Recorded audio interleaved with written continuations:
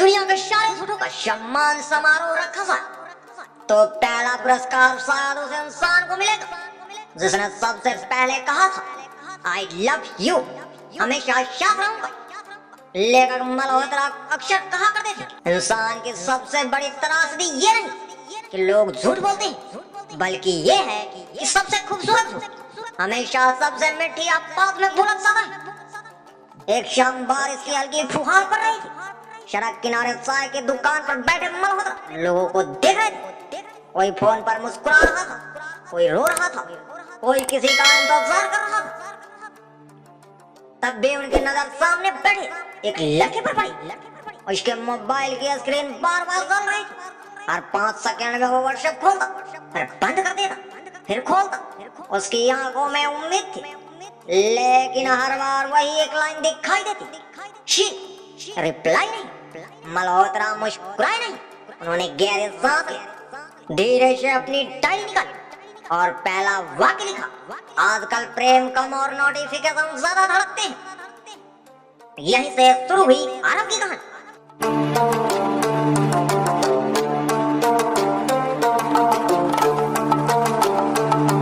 आरव कोई फिल्मी हीरो नहीं था, साधारण परिवार का लड़का, साधारण सपने, साधारण नौकरी, लेकिन दिल बिल्कुल असाधारण था और लोगों पर जल्दी भरोसा कर लेता था।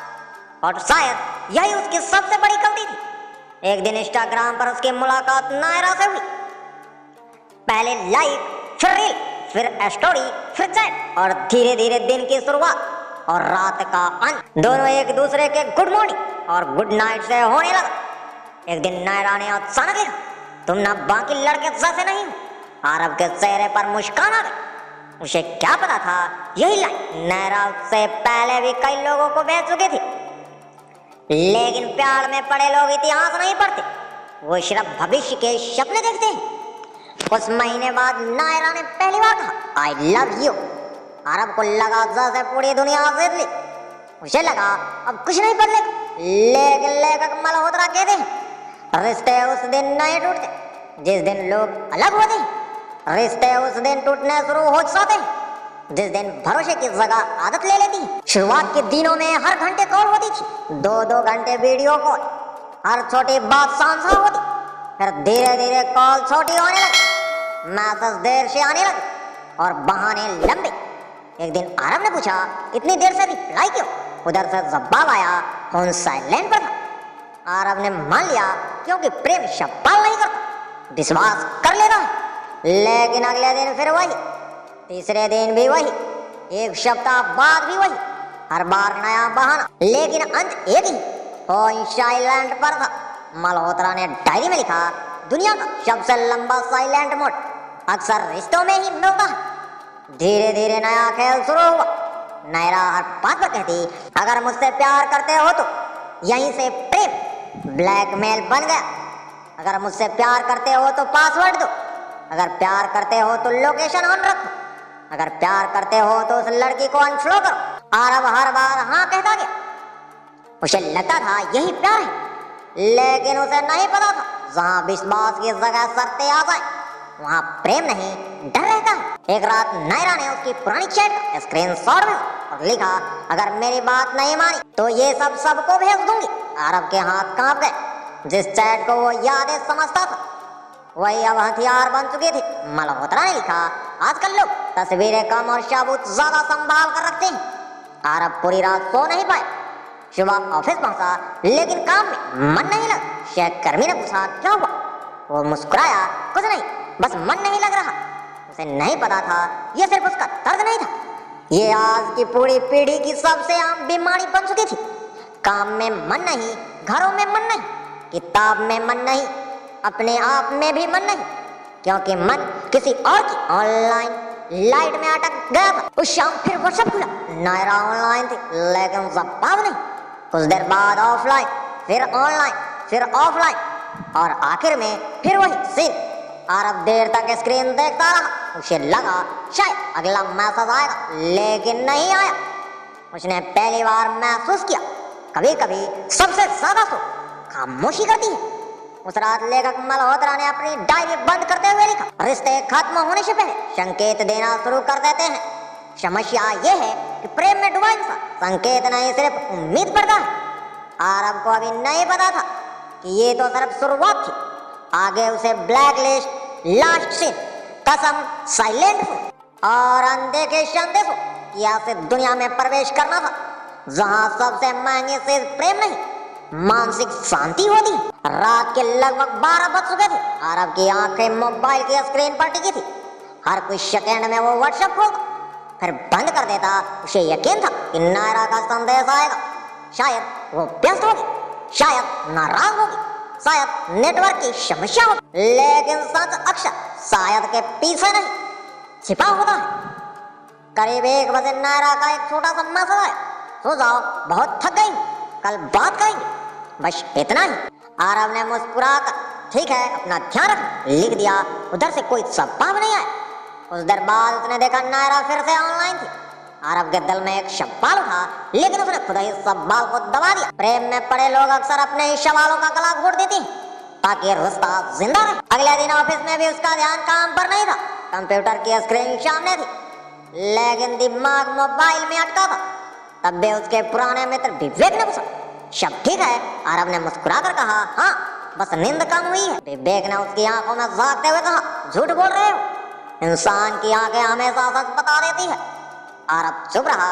शाम को मल्होत्रा अपनी डायरी में लिख रहे थे, रिश्ते तब नहीं बिगड़ते जब लोग झूठ बोलते हैं, रिश्ते तब बिगड़ते हैं जब सच बोलने की हिम्मत खत्म हो जाती है। धीरे धीरे नायरा बदलने लगी। पहले हर सुबह गुड मॉर्निंग आता था, अब दोपहर में एक हाय भी मुश्किल से आता। पहले वो कहते थे तुम्हारे बिना एक दिन भी नहीं रह सकती, अब कहती इतना ओवर थिंकिंग मत किया करो। आरब सोचने लगा, क्या सचमुच गलती उसकी है? उसने खुद को बदलना शुरू किया, कम सवाल पूछे, कम शिकायत की, हर बात पर ठीक है कहना सीख लिया। लेकिन जितना वो झुकता गया उतना ही दूरी बढ़ती गई। एक शाम नायरा ने अचानक लिखा, तुम मुझ पर भरोसा नहीं करते। आरब हैरान रह गया। जिसने अपनी दुनिया उस पर छोड़ दी, उसी पर भरोसा न करने का आरोप। उसने सिर्फ इतना लिखा, मैं तुमसे सवाल इसलिए पूछता हूँ क्योंकि तुम मेरी अपनी हो।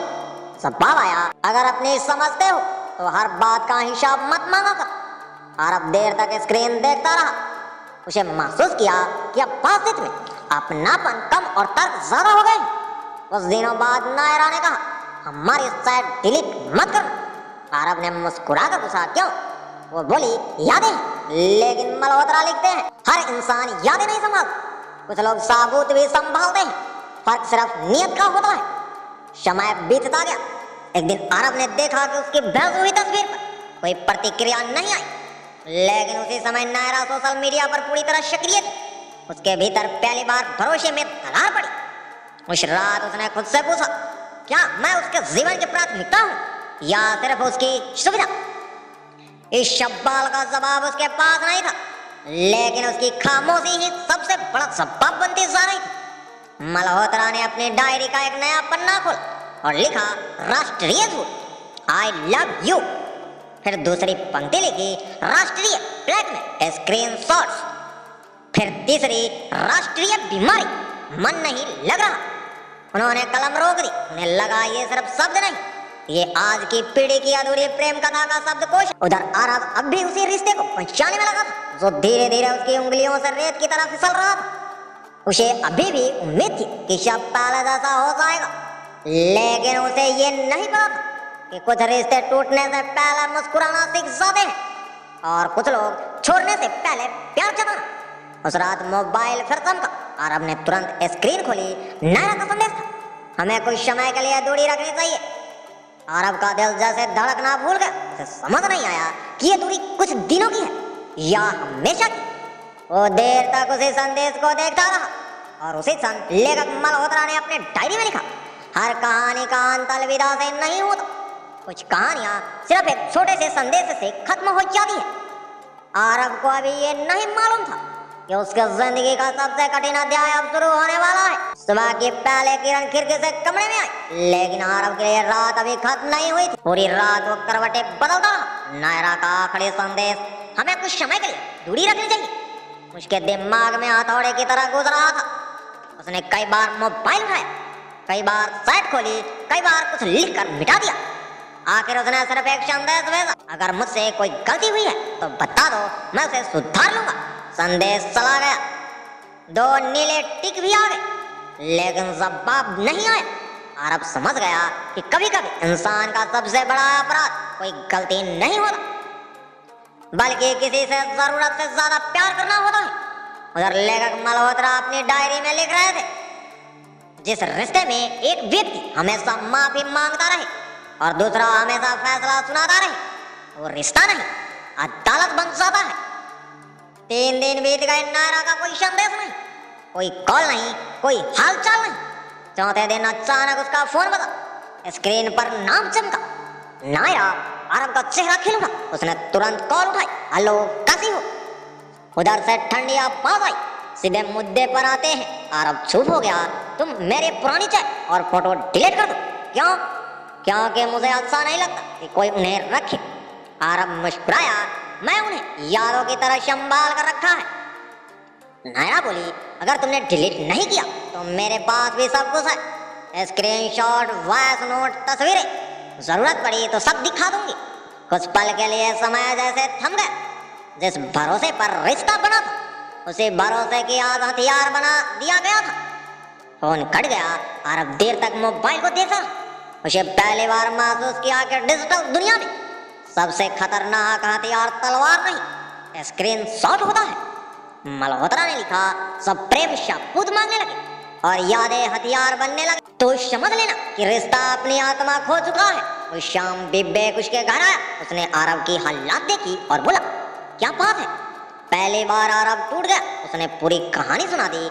विवेक ने शांत होकर कहा, जिससे तुम्हारी इज्जत की परवाह नहीं, उसके लिए अपना आत्मसम्मान मत खो। आरब बोला, लेकिन मैं उससे प्यार करता हूँ। विवेक मुस्कुराया, प्यार करनी अच्छी बात है, खुद को मिटा देना अच्छी बात नहीं। ये शब्द सीधे आरब के दिल में उतर गए। उधर नायरा अपनी नई दुनिया में व्यस्त थी। नई तस्वीरें, नई मुस्कान, नई स्टोरी, और हर स्टोरी के नीचे सैकड़ों प्रतिक्रियाएं। आरब ने पहली बार महसूस किया कि सोशल मीडिया पर दिखाई देने वाली खुशी और असली खुशी में बहुत फर्क होता है। उसने नायरा की प्रोफाइल बंद कर दी, लेकिन दिल उसे बंद नहीं कर पाया। रात को मल्होत्रा पार्क में टहल रहे थे। उन्होंने देखा एक छोटा बच्चा मिट्टी से घर बना रहा था। कुछ देर बाद उसका दोस्त आया और खेल खेल में वो घर तोड़ दिया। बच्चा रोने लगा। मल्होत्रा मुस्कुराए और मन ही मन बोले, बचपन में लोग मिट्टी के घर तोड़ते हैं, बड़े होकर लोगों का भरोसा। उन्होंने डायरी में लिखा, राष्ट्रीय ब्लैकमेल, स्क्रीनशॉट और नीचे एक पंक्ति जोड़ी, तकनीक ने इंसान को जोड़ने के लिए जन्म लिया था, लेकिन कई लोग उसे डराने और नियंत्रण करने का साधन बना बैठे। इधर आरब ने एक बड़ा फैसला लिया। उसने नायरा की सारी तस्वीरें एक फोल्डर में रखी। बहुत देर तक उसे देखता रहा। हर तस्वीर एक याद थी, हर मुस्कान एक सपना। लेकिन आखिरकार उसने गहरी सांस ली और फोल्डर डिलीट कर दिया। उसकी आंखों से आंसू बह रहे थे। वो तस्वीर नहीं मिटा रहा था, वो अपने भ्रम को विदा कर रहा था। लेकिन कहानी यही खत्म नहीं हुई थी। उसे क्या पता था कि आने वाले दिनों में उसे एक और गहरा घाव मिलने वाला है। जिस व्यक्ति के लिए उसने दुनिया छोड़ने की कसम खाई थी, वही व्यक्ति अब उसे अपनी ब्लैक लिस्ट में डालने वाला था। और उसी दिन उसे समझ आएगा, कभी कभी ब्लॉक होना हार नहीं, एक नई शुरुआत हो सकता है। आरब ने जब अपनी उंगलियों से नायरा की तस्वीरें डिलीट की थी, तब उसे लगा था कि शायद अब दर्द कम हो जाएगा। लेकिन वो नहीं जानता था कि तस्वीरें मिटाना आसान होता है, यादों को मिटाना नहीं। अगली सुबह उसने आदत के अनुसार व्हाट्सएप खोला। नायरा की प्रोफाइल फोटो गायब थी। उसने सोचा शायद उसने फोटो हटा दी होगी। उसने एक छोटा सा संदेश लिखा, उम्मीद है तुम ठीक हो, अपना ध्यान रखना। संदेश भेजा ही नहीं गया, सिर्फ एक ग्रोटिक। आरब का दिल धड़क उठा। उसने कॉल की, कॉल नहीं लगी। उसने इंस्टाग्राम खोला, यूजर नॉट फाउंड। फेसबुक पर खोजा, कुछ नहीं। उसे समझ आ गया, वो ब्लॉक किया जा चुका था। कुछ देर तक वो बिना हिले उसी कुर्सी पर बैठा रहा। ऐसा लग रहा था जैसे किसी ने उसकी आवाज छीन ली हो। लेखक मल्होत्रा ने अपनी डायरी में लिखा, आजकल लोग रिश्ता खत्म नहीं करते, बस एक बटन दबाकर इंसान को अपनी दुनिया से गायब कर देते हैं। आरब पूरे दिन खुद से यही पूछता, क्या मैं इतना बुरा था? क्या मेरा कसूर सिर्फ इतना था कि मैंने सच्चा प्यार किया? लेकिन जवाब कहीं नहीं था। रात को वो शहर के सुनसान सड़क पर निकल गया। हल्की हवा चल रही थी। सड़क किनारे एक बुड्ढा चाय बेच रहा था। बुड्ढे ने पूछा, बेटा बहुत परेशान लग रहे हो? आरब ने पहली बार किसी अनजान इंसान से अपना दर्द साझा किया। बुड्ढा मुस्कुराया और बोला, जिसे जाना होता है वो बहाना ढूंढ लेता है, जिसे रहना होता है वो रास्ता ढूंढ लेता है। ये शब्द आरब के दिल में उतर गए। उधर मल्होत्रा लिख रहे थे, हर ब्लैक लिस्ट में एक ऐसा नाम होता है जिसने कभी सबसे ज्यादा दुआएं दी थी। दिन बीतने लगे। अब आरब फोन कम देखने लगा, लेकिन रात होते ही पुरानी यादें लौट आती। एक दिन विवेक उसके पास आया। उसने कहा, तुम्हें पता है सबसे बड़ी गलती क्या है? आरब ने पूछा, क्या? विवेक बोला, जिस इंसान ने तुम्हें अपने जिंदगी से निकाल दिया, तुम अब भी उसे अपने दिमाग में जगह दिए बैठे हो। ये बात आरब को चुभ गई। उस रात उसने पहली बार आईने में खुद को देखा। आंख के नीचे काली घेरे थी, चेहरे की मुस्कान गायब थी। उसने खुद से पूछा, मैंने किसी और को बचाने की कोशिश में खुद को कब खो दिया? उसी रात मल्होत्रा ने अपने डायरी में लिखा, राष्ट्रीय दुख सिन बट नॉट रिप्लाई। फिर उसने निशा लिखा और उससे भी बड़ा दुख रिप्लाई की उम्मीद छोड़ देने के बाद भी हर दिन मोबाइल देखना। कुछ दिन बाद आरब को एक साझा मित्र से पता चला कि नायरा अब किसी और के साथ खुश दिखाई देती है। पहला उसके भीतर गुस्सा उठा, फिर दुख, फिर एक अजीब सी शांति। उसे समझ आने लगा कि इंसान किसी को रोक कर प्रेम नहीं पा सकता। प्रेम मांगा नहीं था, प्रेम निभाया जाता है। उसने उसी रात अपनी डायरी निकाली। पहली बार उसने खुद कुछ लिखा, अगर किसी के जाने से मेरी पहचान खत्म हो जाए तो इसका मतलब मेरी पहचान कभी बनी ही नहीं थी। ये वाक्य लिखते ही उसे लगा जैसे उसके भीतर कुछ बदल रहा। वो अब भी टूटा हुआ, लेकिन अब टूटकर बिखर नहीं रहा था, धीरे धीरे जुड़ने लगा था। लेखक मल्होत्रा ने डायरी बंद करते हुए लिखा, कुछ लोग तुम्हें इसलिए छोड़ते हैं ताकि तुम अपने असली रास्ते पर चल सको। उस समय ये सजा लगती है, बाद में वही सबसे बड़ा उपहार साबित होती है। लेकिन कहानी अभी बाकी थी। आरब ने अभी तक ये नहीं सीखा कि सबसे कठिन लड़ाई किसी और से नहीं, अपने भीतर बैठे अकेलापन से होती है। आने वाले अध्याय उसे यही सिखाने वाला था कि मन नहीं लग रहा कोई साधारण वाक्य नहीं, बल्कि एक ऐसी मानसिक स्थिति है जिससे बाहर निकलने के लिए साहस, धैर्य और आत्मसम्मान तीनों की जरूरत होती है। सुबह के 5 बजे खिड़की से आती हल्की धूप कमरे में फैल रही थी, लेकिन आरब के कमरे में अंधेरा भी मौजूद था। ये अंधेरा दीवारों पर नहीं, उसके मन पर छाया हुआ। मोबाइल कई घंटों से मेज पर पड़ा था। पहले वो हर 5 मिनट में उसे उठाता था, अब कई कई घंटे तक उसे छूता भी नहीं था। लेकिन इसका मतलब ये नहीं था कि वो नायरा को भूल चुका था। सच तो ये था कि अब उसने दर्द के साथ जीना सीख लिया। लेखक मल्होत्रा अपने डायरी में लिखते हैं, समय घाव नहीं भरता, समय सिर्फ इतना सिखा देता है कि दर्द के साथ कैसे जिया जाए। आरब अब पहला जैसा नहीं रहा था। ऑफिस जाता, काम करता, लोगों से मुस्कुरा कर मिलता, लेकिन भीतर से खाली था। एक दिन उसके बॉस ने पूछा, सब ठीक है? आरब ने वही जवाब दिया जो आजकल लाखों लोग देते हैं, बस मन नहीं लग रहा। बॉस मुस्कुरा दिए। उन्हें लगा शायद काम का तनाव होगा, लेकिन कोई ये नहीं समझ पाया कि ये 4 शब्द कितने भारी हो सकते हैं। मन नहीं लग रहा, यही आज की सबसे बड़ी बीमारी बन चुकी थी। लोग खाना खाते हैं लेकिन मन नहीं लगता, परिवार के साथ बैठते हैं लेकिन मन नहीं लगता, दोस्तों के बीच हंसते हैं लेकिन मन नहीं लगता, क्योंकि उनका मन किसी ऐसे इंसान के पास रह जाता है जो उन्हें याद भी नहीं करता। और शाम विवेक फिर आरब से मिला। उसने कहा, चलो कहीं घूम कर आते हैं। आरब ने मना कर दिया, मन नहीं है। विवेक मुस्कुराया, यही तो बीमारी है, अगर मन का इंतजार करोगे तो पूरी जिंदगी निकल जाएगी। पहले कदम बढ़ाओ, मन बाद में साथ आएगा। ये बात आरब के दिल में उतर गई। अगले दिन उसने महीने बाद पार्क में जाना शुरू किया। वहां उसने देखा एक बुजुर्ग रोज अकेले टहलते थे। एक छोटा बच्चा हर दिन गिरता था, फिर उठकर दौड़ने लगता था। कुछ लड़कियां हंसते हुए योग कर रही थी, कुछ लोग पेड़ के नीचे किताब पढ़ रहे थे। उसे महसूस हुआ दुनिया उसकी कहानी पर नहीं रुकी थी। सूरज आज भी समय पर उग रहा था, पक्षी आज भी गा रहे थे, हवा आज भी चल रहे थे। रुका तो सिर्फ वो था। उसने उसे दिन फैसला किया अब वो अपने लिए जीना सीखेगा। उसने फिर से किताबें पढ़नी शुरू की, व्यायाम शुरू किया, माँ के साथ बैठकर चाय पीने लगा, पिता से लंबी बातें करने लगा। कई महीने बाद उसके चेहरे पर सच्ची मुस्कान दिखाई दी। एक रात उसने अपनी पुरानी चैट खोली, कुछ देर तक उन्हें देखा, फिर बिना आंसू बहाए पूरी चैट हमेशा के लिए डिलीट कर दी। इस बार से दर्द तो हुआ लेकिन पछतावा नहीं। उधर मल्होत्रा ने डायरी में लिखा, जिस दिन इंसान अपनी यादों का कैदी बनना छोड़ देता है उसी दिन उसकी आजादी शुरू होती है। कोई शब्दावाद आरव ने एक छोटा सा भाषण एक कॉलेज में दिया। उसने छात्रों से कहा, अगर कोई आपको छोड़कर चला जाए तो खुद को मत छोड़िए। पूरा हॉल तालियों से गूंज उठा। उसे पहली बार महसूस किया कि उसका दर्द अब सिर्फ उसका नहीं रहा, वो किसी और के लिए सीख बन रहा था। उस रात उसने आसमान की ओर देखा और मन ही मन कहा, धन्यवाद नायरा को नहीं, जिंदगी को, क्योंकि जिसने उसे तोड़ा था उसी घटना ने उसे मजबूत भी बनाया। लेखक मल्होत्रा ने डायरी का आखिरी पन्ना खोलते हुए लिखा, हर टूटन का एक उद्देश्य होता है। कांच टूटकर बिखरता है लेकिन बीज टूटकर पेड़ बनता है। फैसला तुम्हें करना है कि तुम कांच बनोगे या बीज।